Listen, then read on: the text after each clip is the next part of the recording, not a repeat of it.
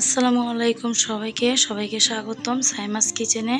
তো আজকে আমি আপনাদের সাথে শেয়ার করব গরুর মাংস কিভাবে রান্না করতে হয়, কিভাবে রান্না করলে তাড়াতাড়িও হবে, আপনি ইজিলি রান্নাও করতে পারবেন, মজাও হবে। তো দেখুন, শুরু করে দিয়ে আমরা রান্নার কাছে চলে গেলাম।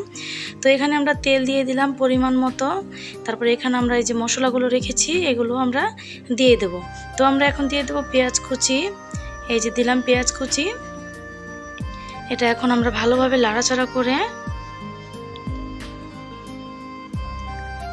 করব, ভালোভাবে লাড়াচাড়া করে তারপর এটা আমরা বাদামি কালার করব। দেখতেই পাচ্ছেন হয়ে গেছে বাদামি রঙের। তো এখন এটার মধ্যে আমরা দেব আদা রসুন বাটা, দিয়ে দিচ্ছি আদা রসুন বাটা, দিয়ে ভালোভাবে লাড়াচাড়া করতে হবে যতক্ষণ না পর্যন্ত এটার স্মেল না যায়। তো এখানে দিয়েছি লবণ, হলুদ, মরিচের গুঁড়ো, ধনিয়া গুঁড়ো, গরম মশলা গুঁড়ো ও জিরা গুঁড়ো। এগুলো আমরা একে একে এখন সব কিছু দিয়ে দেবো। এই দেখুন দিয়ে দিচ্ছি, দিয়ে দিলাম পরিমাণ মতো লবণ,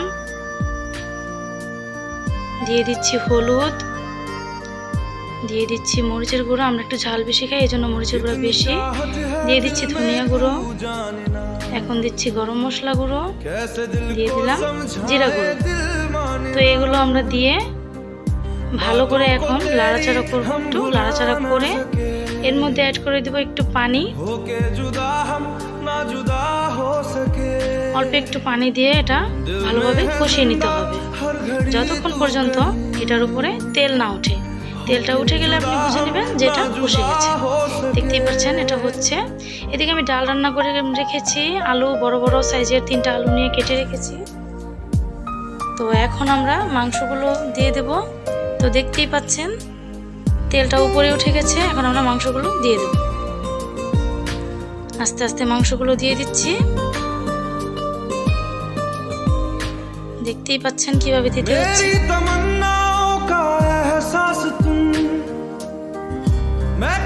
এটাকে ভালোভাবে লাড়াচাড়া করব। লাড়াচাড়া করার পরে 5 মিনিটের ঢাকনা দিয়ে রাখবো। 7 মিনিট রাখলেই হবে। 7 মিনিট পরে আবার চলে আসলাম। দেখতেই পাচ্ছেন অলরেডি অনেকখানি ঝোল উঠে গেছে। তো এখন আর বেশি ঝোল দিতে হবে না, অল্প একটু ঝোল দিলেই হবে। এই যে এটুকু ঝোল দিলে হবে, কারণ প্রেসার কুকারে অত ঝোল লাগে না।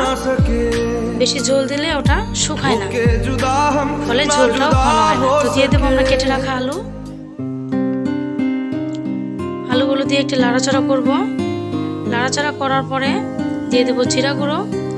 এখন এই সময় জিরা গুঁড়োটা দিলে আপনার তরকারি কালারটাও অনেক সুন্দর হয়, আপনার তরকারির স্বাদটাও অনেক বেড়ে যাবে। ঢাকনা দিয়ে দিচ্ছি।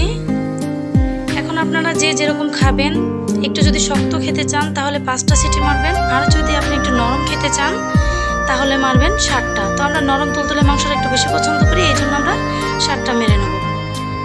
এদিকে আপনার রুচি হিসেবে। তো অলরেডি আমার মাংস হয়ে যাচ্ছে। এই যে দেখুন হয়ে গেছে আমার মাংস। দেখতেই পাচ্ছেন কতটা জুসি হয়েছে, ঝোলটাও অনেক ঘন হয়েছে। এভাবে রান্না করলে আপনার মাংস অনেক মজা হবে। তো খোদা হাফেজ, সবাই ভালো থাকবেন।